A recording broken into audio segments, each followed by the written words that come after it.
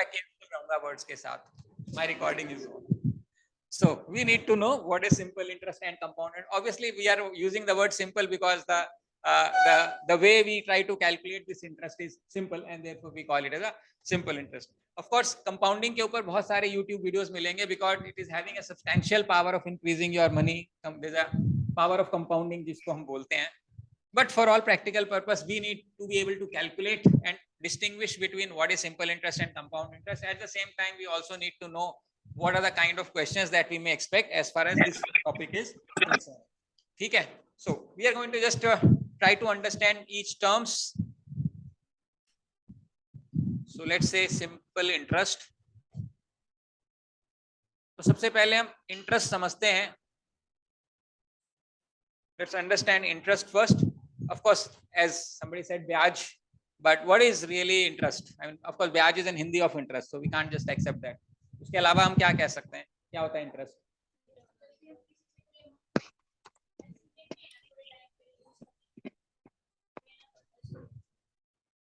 अच्छा, हाँ, वो क्या होता है मतलब? नहीं, रिटर्न ऑन इन्वेस्टमेंट तो नहीं है। हाँ, वो किसको क्या बोलते हैं? बेसिकली क्या होता है, मतलब एसेंस क्या है इंटरेस्ट का? Amount, actually it is cost. Interest is a cost of what? Borrowing money. पैसा उधार लेने की कॉस्ट है. कैसे? फॉर एग्जांपल, ये बस एक टर्मिनोलॉजी है. कैसे? मान लेते हैं आप किसी के घर में रह रहे हैं, तो उसके बदले आप उसको क्या देते हो? रेंट. आप उस पैसे को आप बोलते हो रेंट, यही बोलते हैं. मान लेते हैं आप टैक्सी लेके जा रहे हैं, घूमने जा रहे हैं शिमला, तो क्या करते हो? क्या पे करते हो? टैक्सी वाले को क्या देते हो? Fare. You call it as a fare. उसका फेयर के नाम से जानते हो. ऐसे जब आप किसी से पैसा लेते हो, उस पैसे को यूज करने के बदले आप देते हो उसको. अब इन सब केसेस में इंटरेस्ट इज अ कॉस्ट. ऐसा तो नहीं है किसी हम घर में रह रहे हैं, बोले अब तो हम 2 साल हो गए रहते हो, घर मेरा हो गया. गाड़ी लेके गए घूमने, बोले अब तो मैं तो बैठ लिया गाड़ी में, मेरी गाड़ी हो गई. ऐसा नहीं. ऐसे ही पैसे जब हम किसी से लेते हैं तो ऐसा नहीं कहते भाई अब तो यूज कर लिया हमने पैसा, अब तो नहीं देंगे टाइप्स में. Because what these terminologies indicate is a cost. Cost of what? Cost of usage.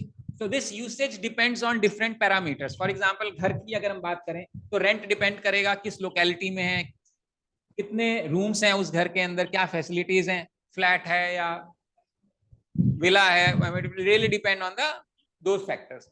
Similarly, अगर हमें फेयर देना है टैक्सी का, it will depend on what distance you are taking, what is the kind of vehicle that you have used, AC चलाया है नहीं चलाया है. पहले ऐसा होता था वो 1 रुपया कम लेते थे एसी नहीं चलाओगे तो. अब तो ऐसा कुछ, I mean everybody so used to it.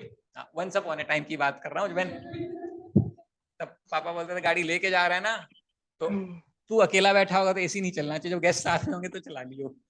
ऐसा टाइम था. ठीक है ना बेटा, था. AC has been in the vehicle from I remember 1990.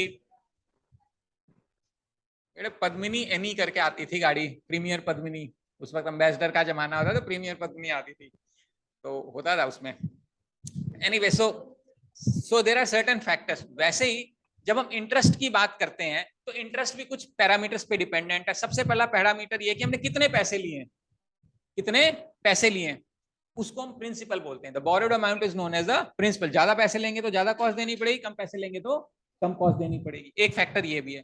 दूसरा एक फैक्टर टाइम होता है कि जितने टाइम के लिए, जिस ज्यादा टाइम के लिए अगर हमने पैसा लिया तो हमें ज्यादा कॉस्ट देनी पड़ेगी, कम टाइम के लिए तो हमने कम कॉस्ट देनी पड़ेगी. अब इन दोनों फैक्टर्स पे डिपेंड करता है. इसका एक कैरेक्टरिस्टिक है. क्या मतलब है? जैसे हम रेंट क्या बोलते हैं, रेंट एक फिक्स्ड अमाउंट हो जाता है कि भाई हम हर महीने इस घर के 18,000 रुपए देंगे या 12,000 रुपए देंगे. That is a fixed component, right. ऐसे ही जब टैक्सी की बात आती है तो किलोमीटर, अगर हम लंबा डिस्टेंस जाते हैं तो हम किलोमीटर पे डिसाइड कर लेते हैं. पर किलोमीटर 12 रुपए मिलेंगे, पर किलोमीटर 13 रुपए मिलेंगे. ऐसे ही जब हम पैसा उधार लेते हैं तो जो उसकी कॉस्ट होती है that is a small fraction of that money which you have borrowed. जो पैसा हमने उधार लिया उसका एक टुकड़ा होता है जो कि कॉस्ट होती है. कार में तो नहीं होता ना कि आज मैंने कार दी और मैंने बोला ये पहिया मेरा है, इसकी कॉस्ट का पहिया दे दे. नहीं होगा ना. या घर है तो ये अलमारी में लेके जाऊंगा या अलमारी लगवा दो. लेकिन जब पैसा लेते हैं तो एक पैसे का एक हिस्सा होता है, पैसे का एक टुकड़ा होता है. उस टुकड़े को हम परसेंटेज से रिप्रेजेंट करते हैं. मान लो मैंने कहा कि तू पैसा ले ले जितना मर्जी, बट उस पैसे का मुझे 20% दे देना। 20% यानी अगर 100 रुपया है तो उसका 20 रुपया मेरा पार्ट बनेगा एज ए कॉस्ट। लेकिन ऐसा नहीं होगा कि 100 रुपए में 20 दे दिया तो 80 बचा, वो ले लियो बाद में ना, वो आपको अपने पल्ले से देना है।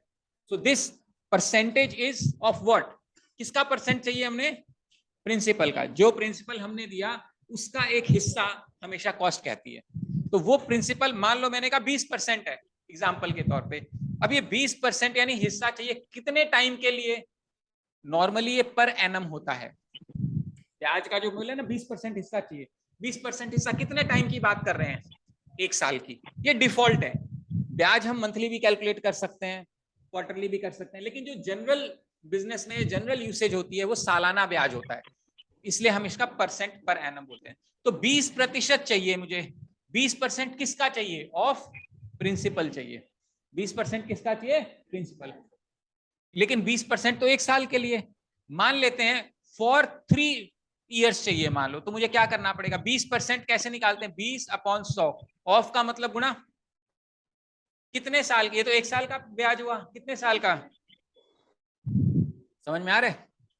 तो बेसिकली हमने क्या किया, इंटरेस्ट जो है वो 20% है, किसका, पी का, कितने साल के लिए, 3 साल के लिए। तो 20%, 20 की जगह नॉर्मली ये आर यूज करते हैं, तो मेरे को बनना R% of P for T years, मान लो ये अंग्रेजी का सेंटेंस है। R% यानी R/100 ऑफ पी यानी into P, for T years यानी इंटू टी। ये बेसिक अंडरस्टैंडिंग है जिसको कि हम किताब के अंदर PRT/100 के फॉर्मूले के नाम से जानते हैं। कोई फॉर्मूला नहीं है, ये R% है, R प्रतिशत है, यानी जो पैसा लिया उसका एक प्रतिशत, कितने साल के लिए, टी ईयर्स के लिए। So that is R% of P for 3 years is nothing but PRT/100। समझ में आ रहा है, परसेंटेज इंटरेस्ट क्या होता है, it's a part of principal, PRT/100। कोई प्रॉब्लम है इसमें,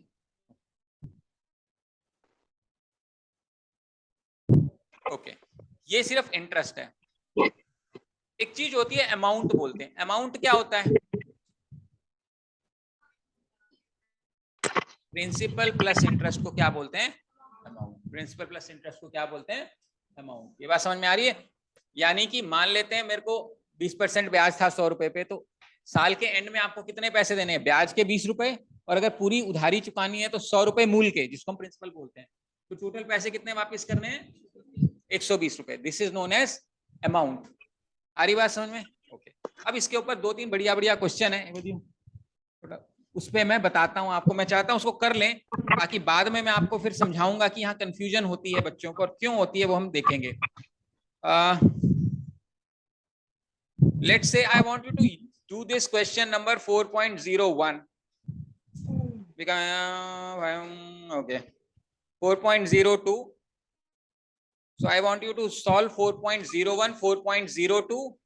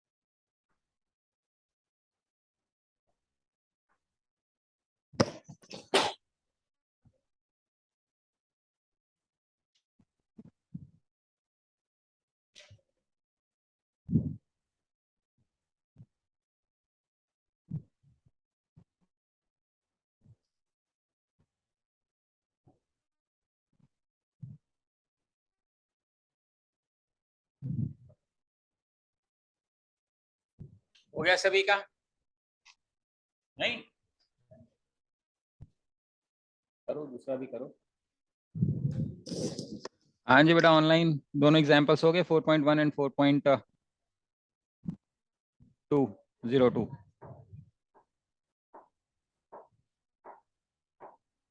कर रहे हैं सर।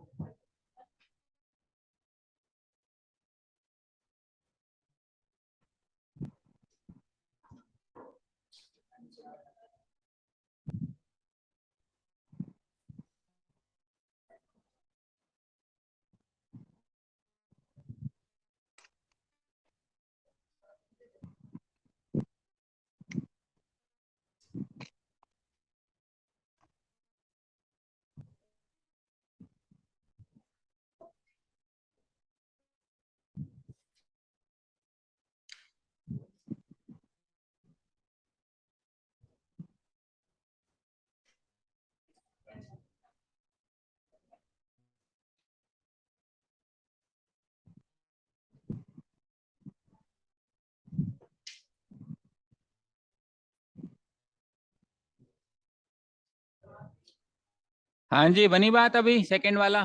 नहीं, क्या नहीं हो रहा बताओ। ये बोल रहा है 4,000 रुपये बन गए 4,600 560 कितने साल में? तो ये ब्याज कितना हुआ इसमें? 560 ब्याज है तेरा, 560। प्रिंसिपल क्या हुआ? प्रिंसिपल हुआ 4,000 रुपये। रेट ऑफ इंटरेस्ट मुझे पता नहीं, टाइम 2 साल बटा 100, यही सॉल्व करना है। ये दोनों कट गया, ये दोनों कट गया, ठीक है। 8 कितना बन जाएगा? 8। हाँ, तो this R is equal to 56 divided by 7। Rate कितना आ गया? 7%। अब कह रहा है इसी ब्याज पे रेट ऑफ इंटरेस्ट क्या है? 7%। पैसा कितना बनाना है? 5,000 से व्हाट विल 5,000, हाँ 5,000 कितना बनेगा eight the end of 4 years? तो प्रिंसिपल हो गया मेरा 5,000, ब्याज हो गया मेरा 7%, ठीक है। टाइम हो गया मेरा 4 साल डिवाइडेड बाई 100। ये मेरा इंटरेस्ट आएगा, ये जीरो कटेगा, ये जीरो कटेगा, ये कितना बनेगा? 200 इंटू 7 कितने बने? 1,400 रुपए। 1,400 रुपए तो ब्याज के आगे, 500 रुपए मेरे, 5,000 रुपए मेरे अपने थे, कितने पैसे बन गए? बस में क्या नहीं आ रहा बताओ अब? आ गया सभी को?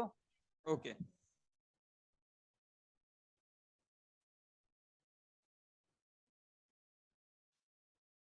ठीक है।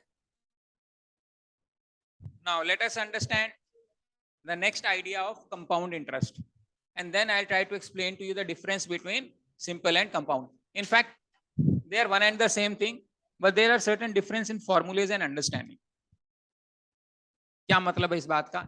एक एग्जांपल ले लेते हैं। मान लेते हैं आपके पास 100 रुपए हैं, ये प्रिंसिपल है, रेट मान लेते हैं 10% है, और टाइम मान लेते हैं 1 ईयर है। तो इंटरेस्ट कितना बनेगा?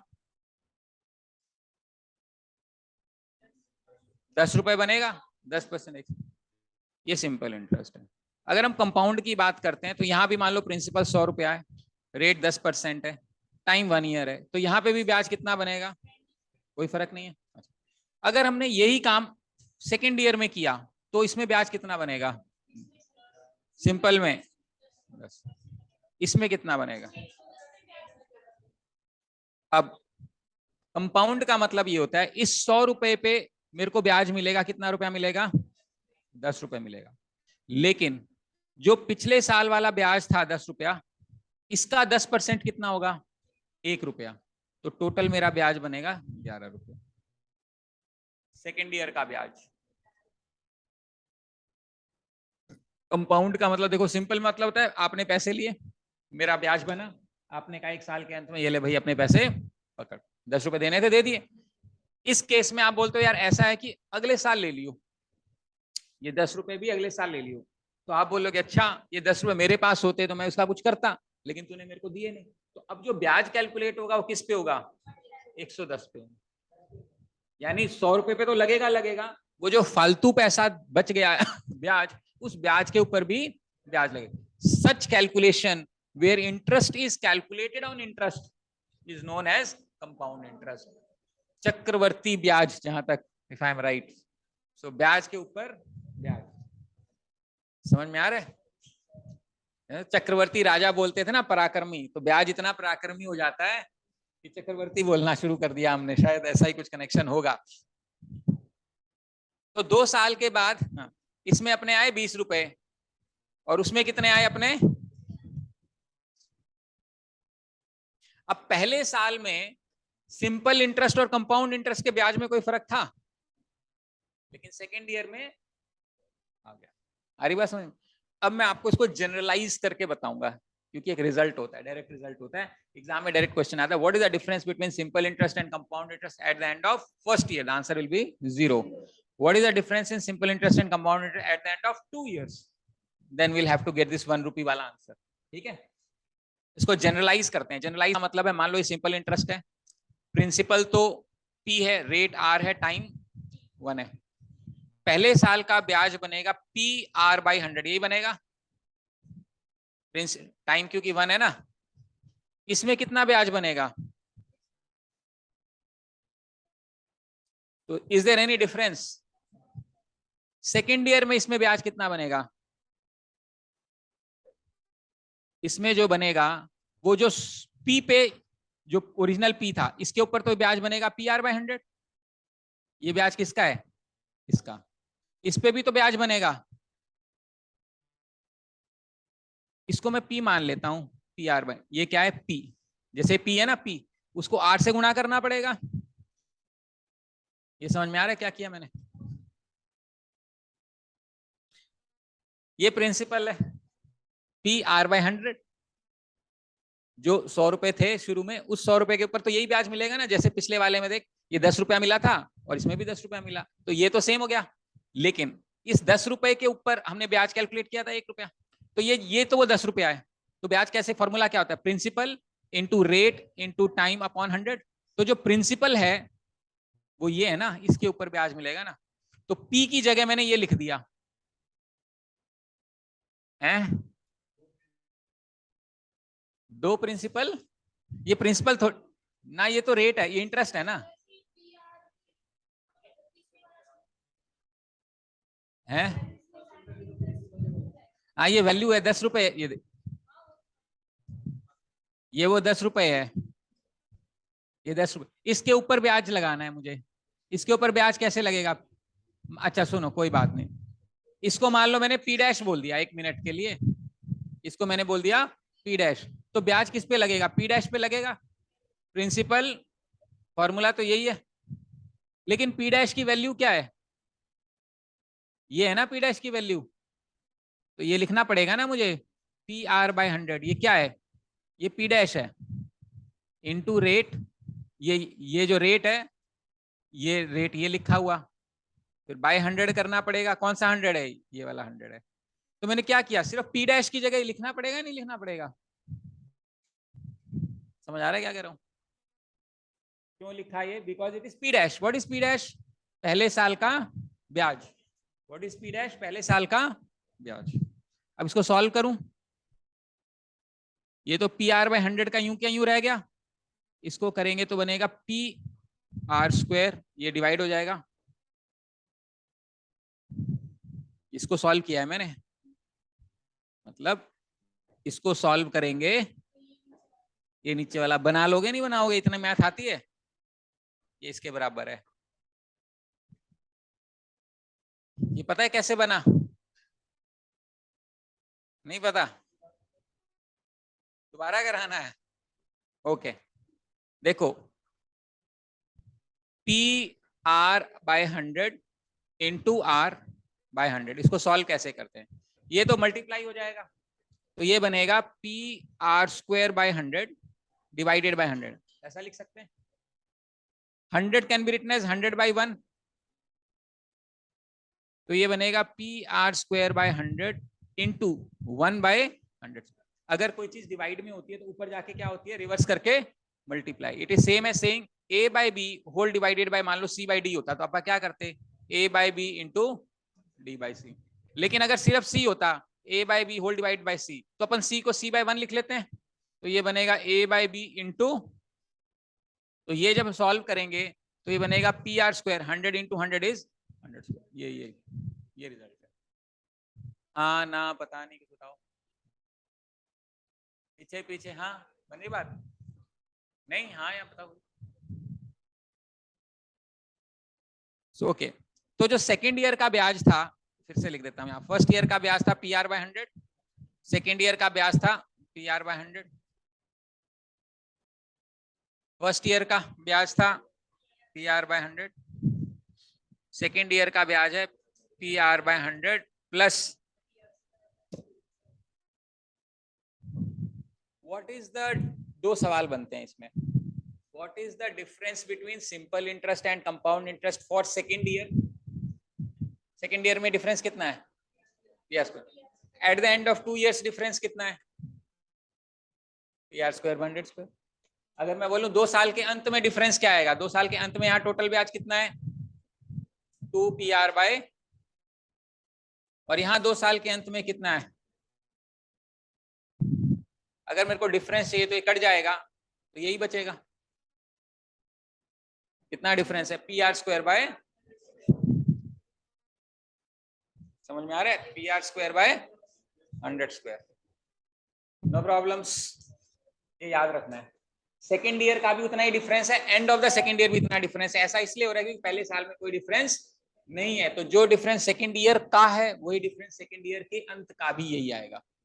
हाँ ना, क्लियर है। So this is a direct question, the difference between SI and CI eight the end of 2 year is PR²/100²। आपको ये याद रखना है। क्या याद रखना है, what is this, and at the end of second year also। Third year भी कर लेते हैं भाई, सिंपल में तो यही आएगा। अच्छा, थर्ड ईयर में क्या होगा, जितनी एक्यूमुलेटेड वैल्यू है, यानी प्रिंसिपल, इस पे भी ब्याज मिलेगा, I1 पे भी ब्याज मिलेगा और I2 सब पे ब्याज मिलेगा, तो प्रिंसिपल का जो ब्याज है वो क्या बनेगा PR/100, यही बनेगा प्लस। अब इसका ब्याज लेते हैं, इसका ब्याज बनेगा PR²/100²। समझ में आ रहा है। फिर हम इसका ब्याज लेते हैं सेकेंड ईयर में, सेकेंड ईयर में ये वाला ब्याज, इसका भी बनेगा PR²/100²। समझ में आ रही बात। और फिर किसका लेना है, इसका भी तो लेना है, इस ब्याज पे भी तो ब्याज मिलेगा।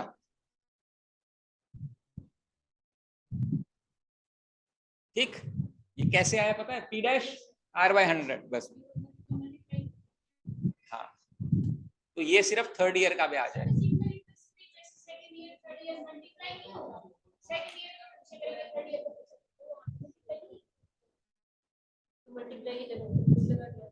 मतलब लिखा तो है, मल्टीप्लाई करके तो बना है।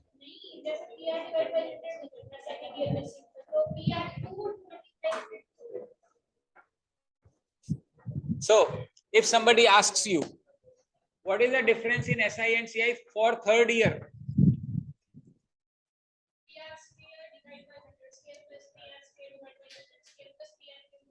अब ये लाल और हरा जुड़ेगा या नहीं जुड़ेगा, तो कितना हो जाएगा। तो अगर कोई पूछे डिफरेंस, सिर्फ डिफरेंस पूछे, सिर्फ किसका डिफरेंस, थर्ड ईयर का, ये तो उसमें से क्या कटेगा, ये और ये कटेगा, तो बचेगा क्या 2, तो कटेगा ये 2PR²/100² plus PR³/100³। This is the answer for the difference between simple interest and compound interest for third year only। ये सिर्फ तीसरे साल के ब्याज का डिफरेंस है। ठीक, एक सवाल और आ सकता है, 3 साल के अंत में कितना डिफरेंस होगा, जो पिछले साल वाला डिफरेंस भी तो जुड़ेगा।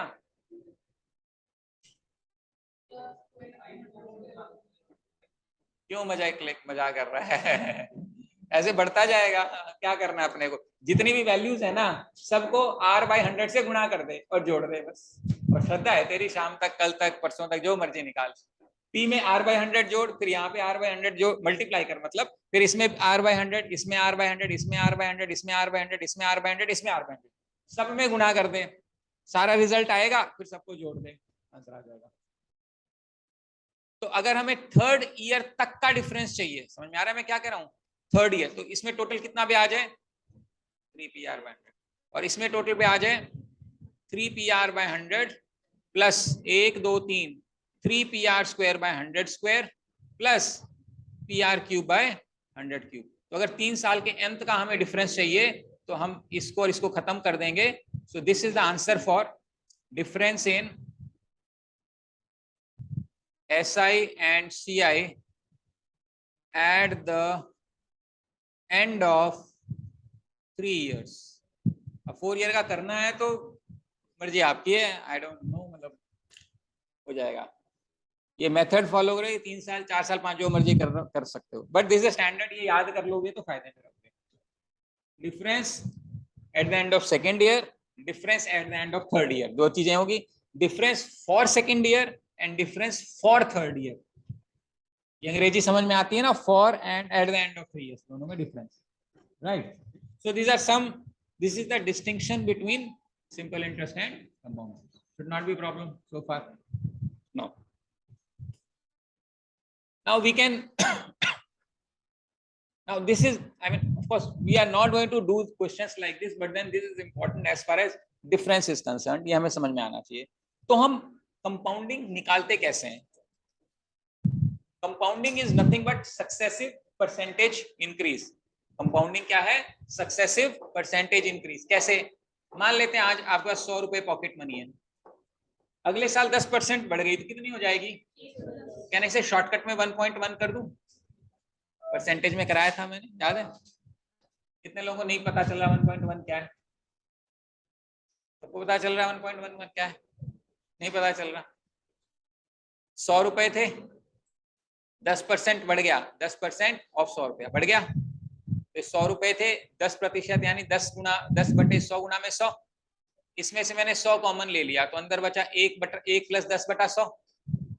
मैंने इसको कहा 100 × 1.1, ये शॉर्टकट है इसका। ये शॉर्टकट नहीं है, ये शॉर्टकट है। 10 वो पूछ रहा था ये कैसे आया। अब मान लो मुझे इसका 10% बढ़ाना है तो क्या करूं?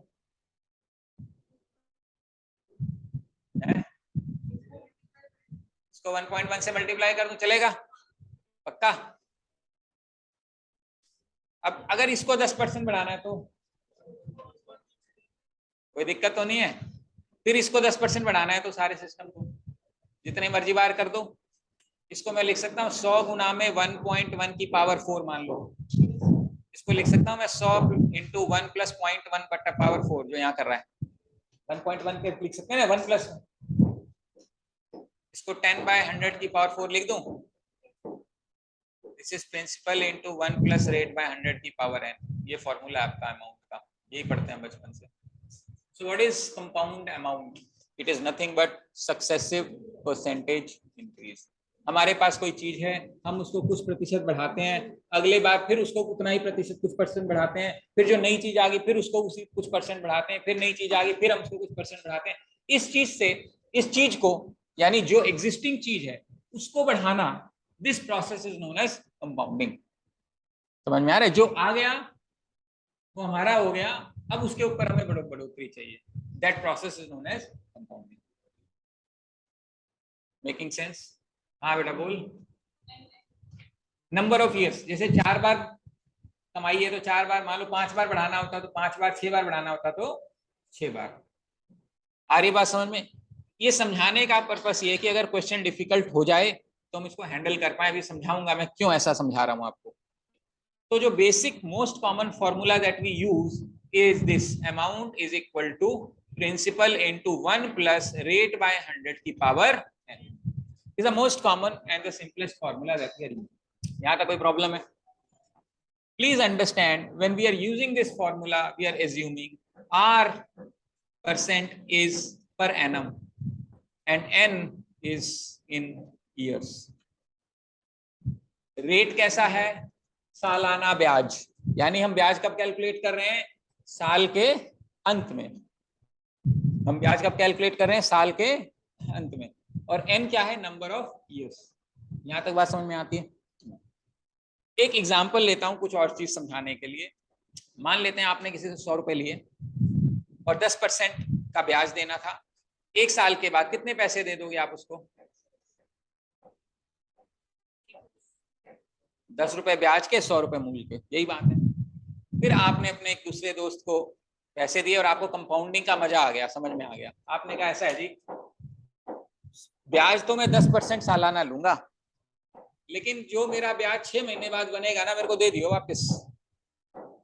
समझ में आ रहा है क्या मतलब इस बात का?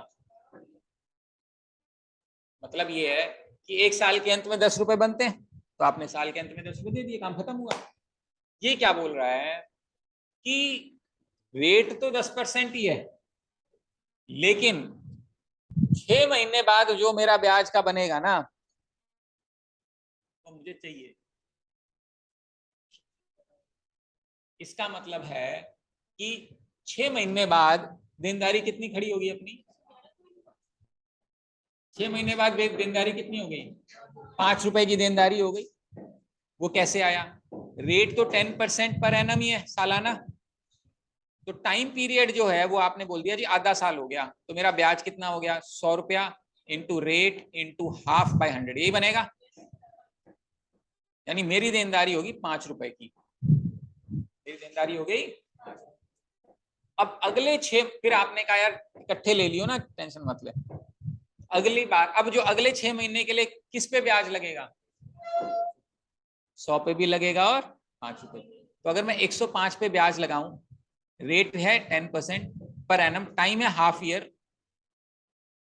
तो बनेगा 10.5 डिवाइडेड बाय 2। अगला जो आधा साल है, इसमें तो 5 रुपए ब्याज बना, इसमें कितना बन गया मेरा? ये 25 पैसे कहां से, किस चीज के? 6 महीने का जो ब्याज था उसके ऊपर का ब्याज है। ये समझ में आ रहा है? यानी साल के अंत में, despite the fact that the rate of interest is 10% per annum, what is it that I have to pay him? समझ में आ रहा है? Now this 10.25 is known as effective rate of interest. मतलब कहने को तो 10% सालाना है, बट एक्चुअली कितना देना पड़ रहा है हमें? क्यों देना पड़ रहा है हमें? क्योंकि जो ब्याज का कैलकुलेशन है वो हाफ ईयरली है। समझ में आ रहा है? ब्याज का कैलकुलेशन है। आप और सियाने निकले, आपने सामने वाले को कहा जी मेरे को तो क्वार्टरली चाहिए। कैसा चाहिए? क्वार्टरली चाहिए। क्वार्टर तो मिल नहीं रहा घर पे, तो हम ब्याज ही क्वार्टरली ले लेते हैं। तो क्वार्टर का क्या मतलब होता है? सबको पता है मतलब।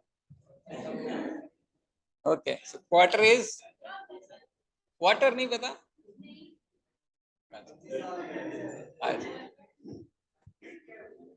क्वार्टर, क्वार्टर, हाँ मतलब जो खरीदने जाओ ना, कभी खरीदने जाओ तो बोला क्वार्टर दे दे। अच्छा क्वार्टर घर, वो हाँ, उसको भी क्वार्टर बोलते हैं। Quarter is like 1/4। ठीक है, okay. So if you calculate your interest quarterly, अगर अपन ब्याज क्या करेंगे क्वार्टरली, यानी साल में कितने क्वार्टर होते हैं? 4। अगर यानी एक क्वार्टर में कितने महीने हुए? 3। अब अभी हमने 6-6 महीने में ब्याज कैलकुलेट किया, तो जब हम 3-3 महीने में ब्याज कैलकुलेट करेंगे तो 10.25 से ज्यादा आएगा या कम आएगा? ज्यादा आएगा। क्यों? क्योंकि 3 महीने में हमें 2.5 रुपए का ब्याज देना है। अब मेरे कितने हो जाएंगे? 102 रुपए 50 पैसे। फिर अगले 3 महीने के लिए किस पे ब्याज देना पड़ेगा? 102 रुपए 50 पैसे, जो कि 105 रुपए 25 पैसे के आसपास, या 125 भी नहीं, थोड़ा सा कम, 105 रुपए मान लो 20 पैसे। फिर अगले 3 महीने के लिए 105 रुपए 20 पैसे पे ब्याज दोगे तो कुछ बन जाएगा 107 रुपए 30 पैसे टाइप में। फिर अगर आप उसके बाद फिर अगले 2.5 महीने में फिर उसके ऊपर आप ब्याज दोगे तो कुछ ज्यादा बन जाएगा। समझ में आ रहा है? तो जितनी ज्यादा हम फ्रीक्वेंटली कैलकुलेट करेंगे इफेक्टिव रेट ऑफ इंटरेस्ट हमारा बढ़ता जाएगा। समझ में आ रहा है? इस बात को कैसे कहा जाता है? इस बात को कहा जाता है what is the effective rate of interest if the interest is being calculated half yearly. इसका सवाल कैसे बनेगा? What is the effective rate of interest if the rate of interest is being calculated half year. तो effective rate of interest इस case में कितना आ गया? 10.25। इसका फॉर्मूला ऐसे बनता है, जो अमाउंट बनेगा वो बनेगा प्रिंसिपल इनटू 1+, क्योंकि हाफ ईयरली कैलकुलेट हो रहा है तो रेट क्या हो गया? आधा, और टाइम पीरियड हो जाएगा डबल। कैसे डबल? का मतलब है क्योंकि हम 6-6 महीने में ब्याज कैलकुलेट कर रहे हैं, मान लो मेरे को 2 साल बाद देना है, 2 साल में कितने अध्याय हैं? 4 हाफ्स हैं, that is why it is 2 into 2। अगर 3 साल होते तो 6 हो जाता, तो 2 into 3। n is years only, ध्यान रखना n इज ईयर्स, लेकिन उसको 2 से क्यों मल्टीप्लाई किया? क्योंकि उतने साल में उतने हाफ्स मिलेंगे। और रेट आधा क्यों किया? क्योंकि 10 साल का रेट जो 10% का ब्याज है वो साल का था, तो आधे साल का आधा हो जाएगा। कोई प्रॉब्लम इसमें? पक्का? अगर क्वार्टरली होता तो मेरा फॉर्मूला क्या बनता? 1+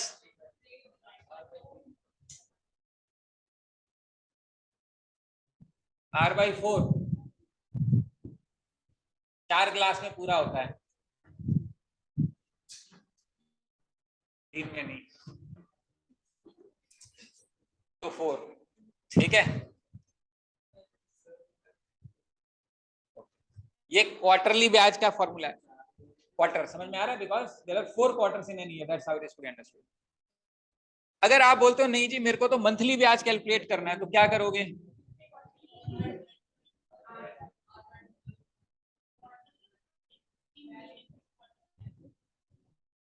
ठीक है, समझ में आ रहा है? तो अगर आपको ब्याज लेना है तो इनमें से कौन से वाला ब्याज लोगे?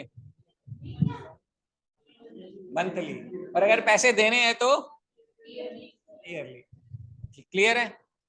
लेकिन अब आप और लालची हो गए हो, आप बोलते हो जी मुझे डेली का ब्याज चाहिए, मुझे डेली का ब्याज चाहिए, तो क्या करोगे? 1+ R/,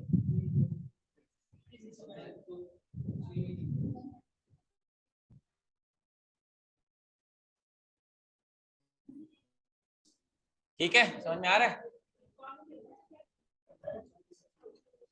अब वो कह रहा है कि सर मुझे हर घंटे ब्याज चाहिए, फिर क्या करोगे?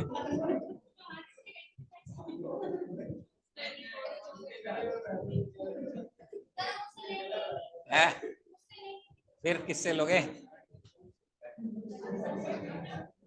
ठीक है, तो एक तो ये हो गया हर घंटे ब्याज, फिर और भी स्मार्ट लोग बैठे बोले हर मिनट चाहिए, फिर क्या करोगे? सेकंड का भी हो सकता है। तो अगर आपको हर सेकंड ब्याज चाहिए तो क्या करना पड़ेगा? 24 into 365 into 60 into 60। आ रही बात समझ में? Of course that is not going to be asked because it is a difficult question, but the examiner may say कि मुझे ना हर मोमेंट पे ब्याज चाहिए, मतलब पैसा दिया लिए ऐसा ऐसा वाला ब्याज चाहिए, इतना फास्ट। उस केस में जो मेरी फ्रीक्वेंसी ऑफ ब्याज है वो क्या हो गया? इनफाइनाइट हो गया, एन नंबर नहीं हुआ। जब आप मिनट या सेकंड या माइक्रो सेकंड कर रहे हैं तो हम फिजिकल वैल्यू लिख सकते हैं, लेकिन अब आप बोल रहे हो every moment, that means the frequency has become infinite. उस केस में कितना पैसा देना पड़ेगा? कितना पैसा देना पड़ेगा? ये अमाउंट बनेगा आपका। ई जो है वो ऐसे एक्सपोनेंट होता है, हम 11th-12th में उसको पढ़ते हैं, इट्स एन इरेशनल नंबर जिसकी अप्रोक्सीमेट वैल्यू 2.71 होती है।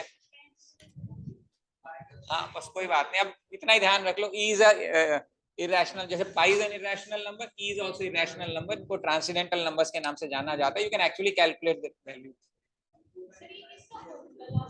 इनफाइनाइट मोमेंट, एवरी मोमेंट ब्याज, जो ऐसे भी कर रहा था ना, फटाफट दिया और गड़ा, वो वाला है इनफाइनाइट मोमेंट का ब्याज।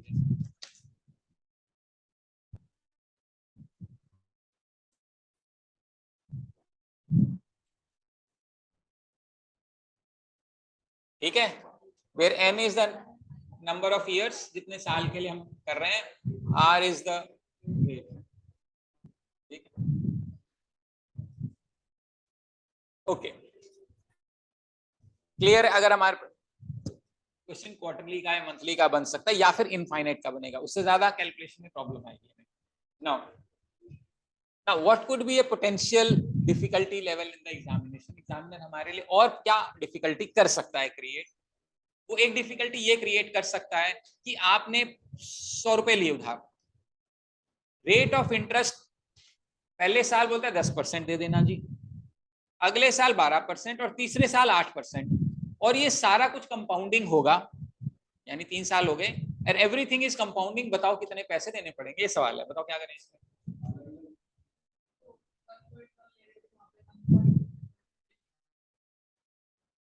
अब जो जनरल फॉर्मूला था हमारा था, a is equal to P into 1+r/100 की पावर n।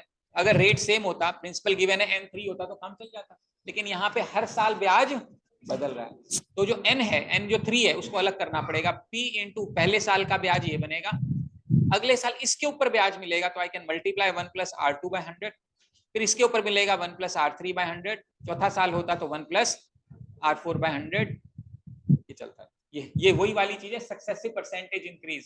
मान लो 10% इंक्रीज हुआ तो p इंटू 1.1 करते, फिर 10 होता p इंटू 1.1 करते, 10 होता 1.1 करते, जो बनता p इंटू 1.1 की पावर 3। लेकिन यहाँ पे दिक्कत क्या है, पहले साल मेरा 10% बन रहा है 1.1, अगले साल इसके ऊपर 12% यानी 1.12, अगले साल इसके ऊपर 8% यानी 1.08। तो ये वही चीज आ रही है, इसको फॉर्मूले के तौर में इस तरीके से आपको एग्जाम में या क्वेश्चन में या किताब में जब आप कहीं पर भी पढ़ते हो, जहां पे ये बोलता है भाई पहले साल का अलग ब्याज है, दूसरे साल का अलग ब्याज है, तीसरे साल का अलग ब्याज है, एवरीथिंग इज बीइंग कंपाउंड, कोई रॉकेट साइंस नहीं है। उसी चीज को हमने रेट को अलग अलग कर दिया, इसलिए हमने अलग अलग मल्टीप्लाई किया। रेट सेम होता, मान लो R1 R2 R3 R4 same होता तो पावर 4 हो जाता, लेकिन पावर 4 नहीं कर सकते क्योंकि रेट अलग अलग है, इसलिए हमने इसको अलग अलग बाइफरकेट करके लिख दिया। किताब में इसको फॉर्मूले के तौर पे समझाया, but for you you need to understand कि सिंपली सक्सेसिव परसेंटेज इंक्रीज।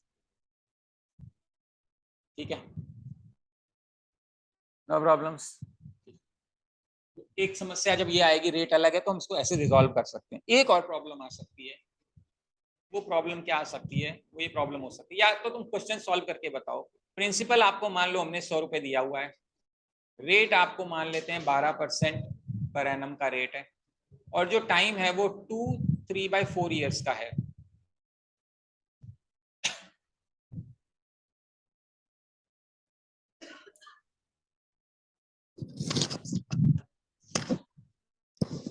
ठीक है, करो कैलकुलेट, अमाउंट निकालो, फॉर्मूला आपको पता ही है?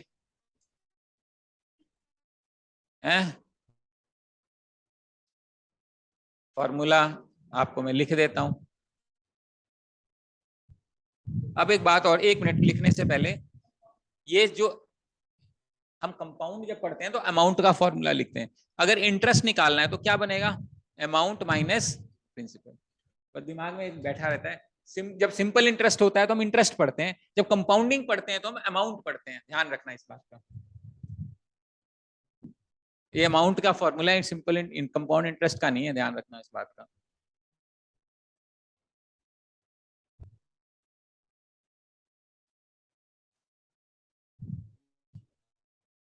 हाँ बस सिंपल हो गया बस।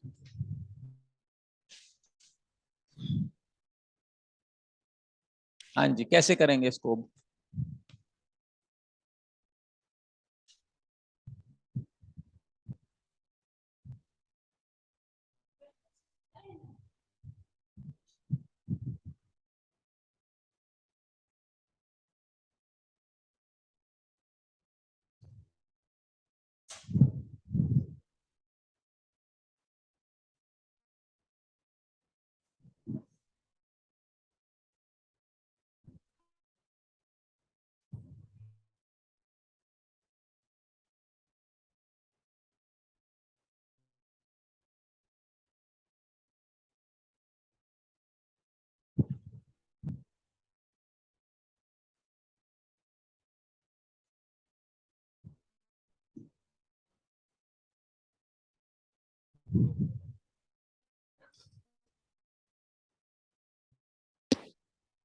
पता नहीं, वैसे ही ओके, इसमें समस्या कहाँ आ रही है? समस्या यहाँ आ रही है 100 रुपया इंटू 1 + 12/100 की पावर 2 3/4। अब ये 2 3/4 कैसे सॉल्व करेंगे? ये फ्रैक्शन पावर हो गई। अब इसका तरीका ये है,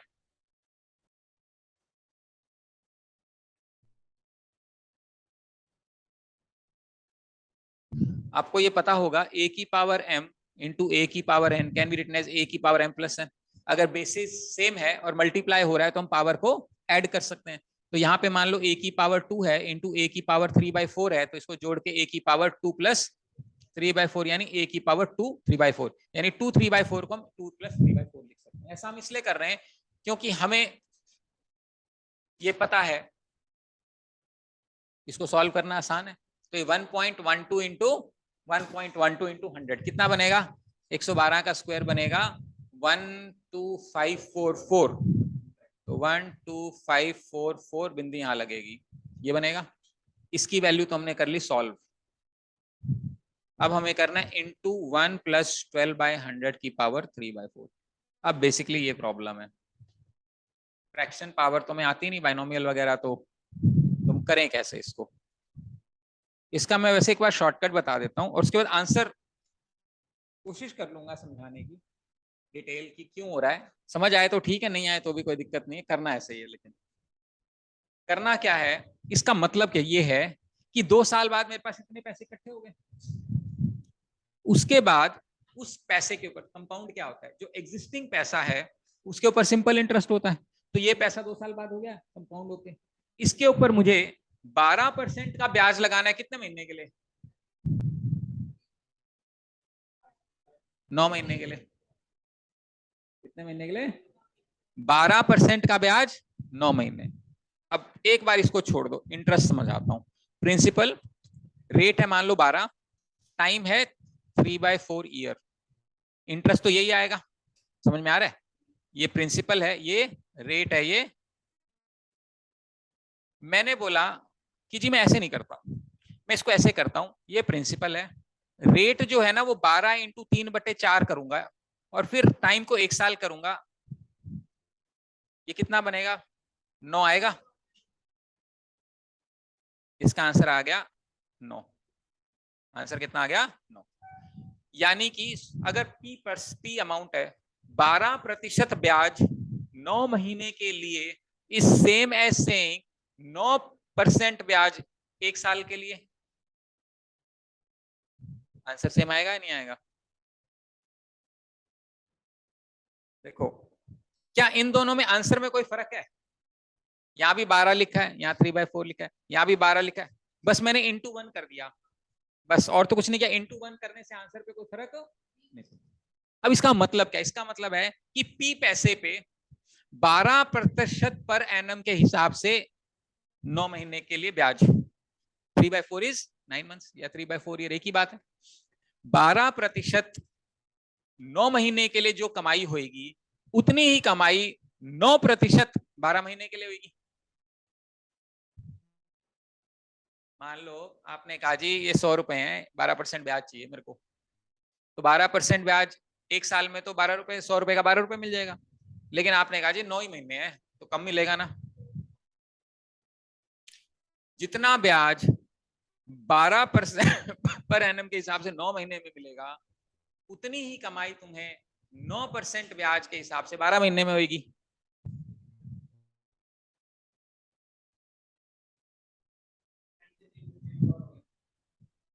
परसेंटेज और टाइम इंटरचेंज किया और कुछ नहीं। पढ़ रहा है पल्ले कुछ? अगर नहीं पढ़ रहा तो बहुत अच्छी बात है। उस केस में आप क्या करोगे, ये जो 3/4 है ना, इसको 12 से गुणा कर दोगे। आप क्या करोगे? 12544 1 + 12 इंटू 3/4 कर दो और इसको 1 बना दो, आपका आंसर आ जाएगा। बस हमने कुछ नहीं किया, टाइम को रेट में, रेट को टाइम में कन्वर्ट किया है। वो काम, वो वही काम यहाँ कर रहे हैं। लेकिन ये सिर्फ फ्रैक्शनल पावर के लिए करनी है। ऐसा नहीं है कि सर जब इतना ही आसान था तो 2 3/4 मल्टीप्लाई कर देते आर में, मजे आ जाते, काम ही खत्म हो जाता। नहीं आएगा ऐसा मजा। वो ऐसा इसलिए पॉसिबल है क्योंकि सारी कंपाउंडिंग हम कर चुके हैं। आखिरी में बची जो कंपाउंडिंग वैल्यू इकट्ठी हुई है उसके ऊपर सिंपल इंटरेस्ट लगता है। बिकॉज कंपाउंडिंग क्या होती है, जो अमाउंट आ गया उसके ऊपर सिंपल इंटरेस्ट। तो 2 साल में जो अमाउंट आ गया 125 रुपए 44 पैसे, उसके ऊपर सिंपल इंटरेस्ट लगा रहे हैं। कितने लोगों को लैटिन और फ्रेंच लग रहा है? Latin, French, Greek. अच्छा, बताओ क्या लग रहा है, क्या नहीं समझ में आ रहा? बिल्कुल ठीक है कि पावर 3/4 आ गया।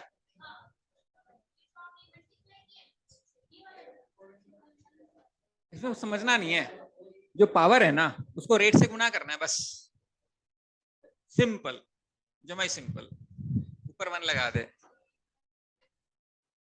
फ्रैक्शनल पावर जब आती है ना तो रेट से गुना कर दो बस, और कुछ मत करो, आंसर आ जाएगा आपका।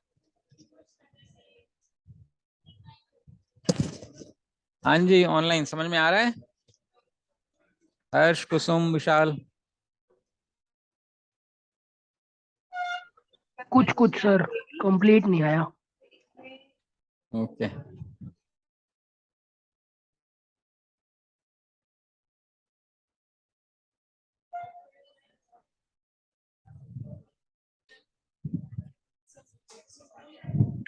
सर जो ये फ्रैक्शन है बड़ा अपना 4/2/3 है, इसको आप वैसे भी सोल्व कर सकते हैं जैसे, मतलब ये 4 2 8 और 8 के अंदर ये 3 प्लस करके 11/4 हो गए, वो भी तो एक बस नहीं, तरीका ये होगा। कैसे कैसे कैसे? सर जैसे ये 4 है, 4 को 2 से मल्टीप्लाई करते थे अपन, 8 के अंदर ये 3 ऐड करते थे, 11/4 अपनी फ्रैक्शन बनती थी, वो जो मतलब बचपन में बनती थी वो वाली। ना ना, वो नहीं कर सकते, ये नहीं कर, ऐसे नहीं कर सकते, अलग अलग वो ही इसमें नहीं करना पड़ेगा। चलेगी। नहीं नहीं, चलो अच्छा, चलो।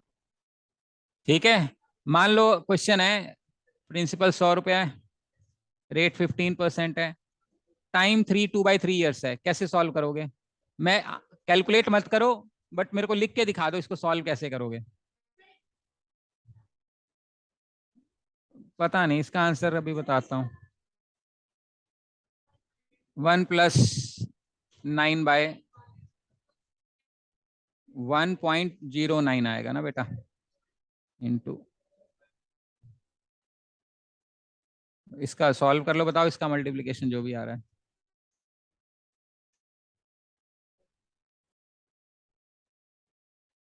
हाँ, ये बताओ तो सही, आंसर इसका पूछ रही है।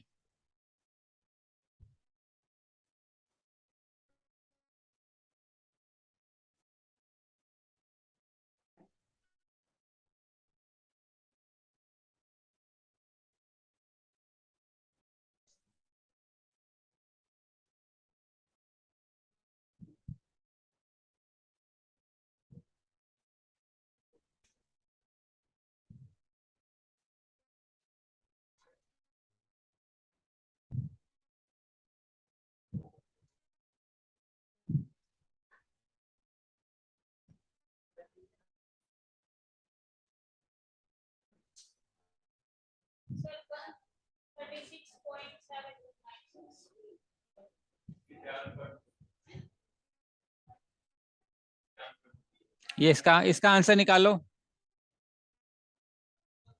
कितना आ रहा है? कैलकुलेटर कैलकुलेटर यूज कर लो, चाहे 167 कहाँ ऊपर, ये बनेगा 100 × 1 + 15/100 की पावर 3 × 1+15/100 की पावर 2/3। अब ये 2/3 को सॉल्व करने का तरीका ये 101 + 0.15 होल क्यूब इंटू 1+15 × 2/3 / 10, बस ये समझाना है मुझे, ये वाला, ये बनेगा इंटू 1+3 5 जा 10/, ठीक है। अब ये सॉल्व कर लो, आंसर आ जाएगा।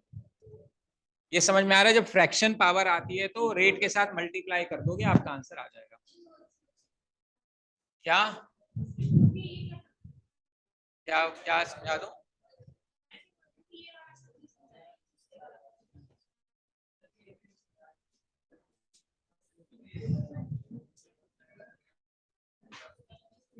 हाँ जी, क्लियर है।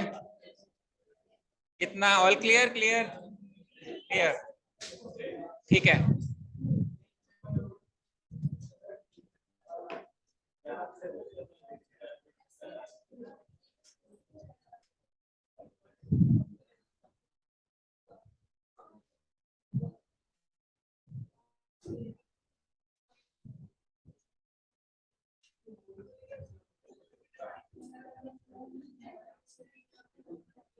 Now I want you to solve question point 4.0.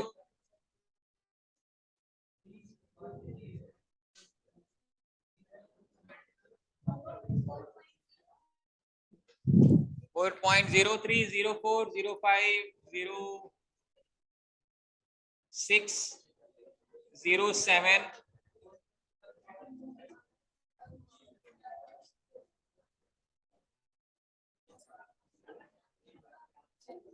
8,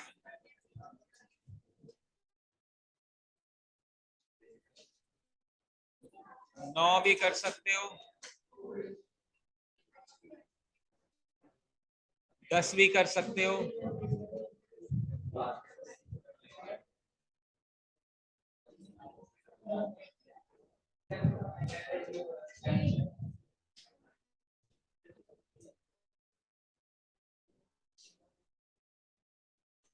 'Okay, I want you to solve these examples now quickly.